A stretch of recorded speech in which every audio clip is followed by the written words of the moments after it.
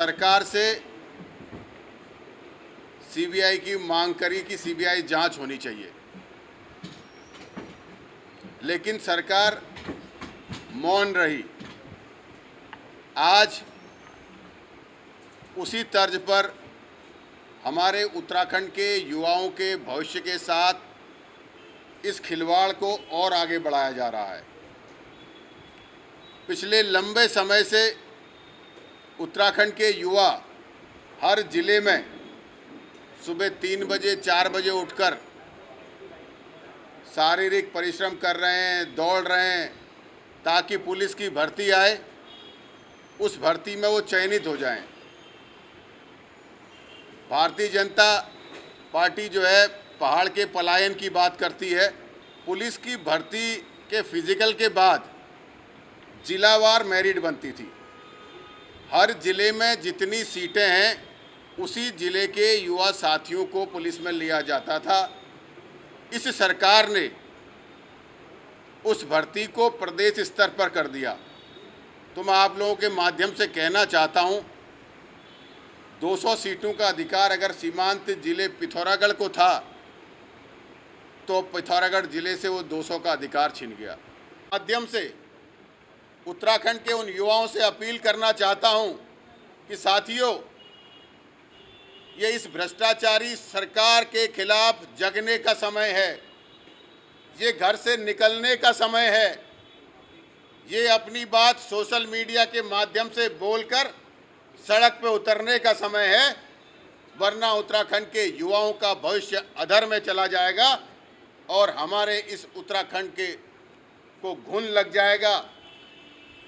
अगर भ्रष्टाचार में लिप्त लोग सब सरकारी पदों पर बैठ जाएंगे तो आने वाले समय में इस उत्तराखंड का भविष्य क्या होगा, उत्तराखंड की पीढ़ी का भविष्य क्या होगा, ये बड़ा गंभीर विषय है।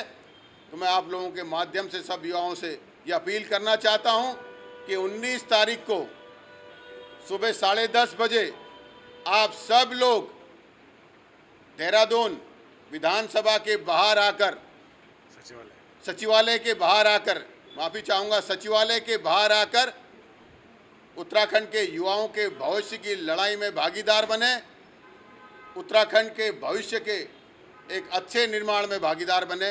ये बात मैं आपसे कहना चाहूँगा। ये जलागम में SLNM देहरादून, ये संविदा आउटसोर्स से रखे गए हैं। अभी साथी आप इसकी अगर लिस्ट देखेंगे तो इसकी लिस्ट में एक परिवार के 3 लोग, एक परिवार के 2 लोग, अगर ऐसी पूरी अगर आप लिस्ट देखेंगे तो कम से कम 20 परिवारों के लोगों को एक साथ रखा गया है। अगर आप कहेंगे तो इसकी मैं कॉपी भी आपको जो है दे सकता हूं।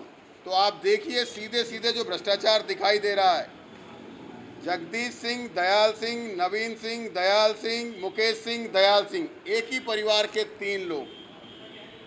ऐसे ही 2-2 वाले 20 और होंगे जिनके अगर आप कहेंगे तो मैं नाम पढ़ सकता हूं। ये उत्तराखंड के उन युवाओं को जो दिन रात मेहनत कर रहे हैं, जो दिन रात ये तैयारी कर रहे हैं कि आने वाली परीक्षा में हम पढ़ेंगे तो हमें स्थान मिलेगा। तो भारतीय जनता पार्टी की सरकार में साफ साफ भ्रष्टाचार नजर आ रहा है। अधीनस्थ सेवा चयन आयोग के खिलाफ जब हम लोगों ने सबूत दिए, कहा इसकी सीबीआई जांच होनी चाहिए, सरकार के कान में जू भी नहीं रेकी। मैं आप लोगों के माध्यम से ये कहना चाहता हूं, आने वाली पुलिस की भर्ती में किन लोगों का चयन होगा ये भी फिक्स होना शुरू हो गया है। उत्तराखंड के वो युवा जो 96 का, 94 का, 90 का फिजिकल ला रखे हैं, जो ये चाहते हैं कि वो राज्य सेवा में पुलिस के माध्यम से प्रतिभाग करें, उनके भविष्य के ऊपर ये भ्रष्टाचार की तलवार लटकी हुई है। इन सब मामलों को लेकर चयन आयोग के खिलाफ सीबीआई जांच की मांग को लेकर चयन आयोग की भर्ती होती है PCS, अपर PCS लेवल की। हर राज्य अपने राज्य के लोगों को उसमें मजबूत करने के लिए, चाहे राजस्थान है, वहाँ पर 50 से 55 क्वेश्चन राजस्थान के बारे में पूछे जाते हैं, जिससे कि जो परीक्षा देता है वो भौगोलिक रूप से, आर्थिक रूप से, सामाजिक रूप से राजस्थान का अध्ययन करता है। हिमाचल प्रदेश में 40 से 50 सवाल पूछे जाते हैं, लेकिन हमारे उत्तराखंड में 15 से 20 सवाल पूछे जाते हैं। छत्तीसगढ़ में स्पेसिफिक, छत्तीसगढ़ के भौगोलिक परिस्थितियों, छत्तीसगढ़ स्पेसिफिक एक परीक्षा कराई जाती है, अलग से पेपर होता है। तो ये सरकार उत्तराखंड के युवाओं को रोजगार देने के प्रति कभी गंभीर नहीं है।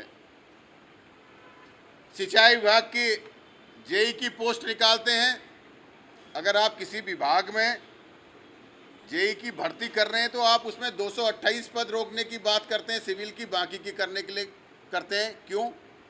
आप सारे पदों पर एक साथ क्यों नहीं कर रहे हैं? कहीं न कहीं भ्रष्टाचार की बू नजर आती है। उत्तराखंड अधीनस्थ चयन आयोग की तरह जो मेडिकल चयन बोर्ड बना है, जिसमें आने वाले समय में एमबीबीएस, बीएमएस, बीएचएमएस, नर्सिंग का, वार्ड बॉय का, एएनएम का, जेएनएम की भर्ती होनी है, वहाँ भी अपने चहीते अधिकारियों को नियमों का उल्लंघन कर कर बिठाल कर उसमें भी भ्रष्टाचार की तैयारी कर दी है। तो मैं आप लोगों से कहना चाहता हूँ, जलागम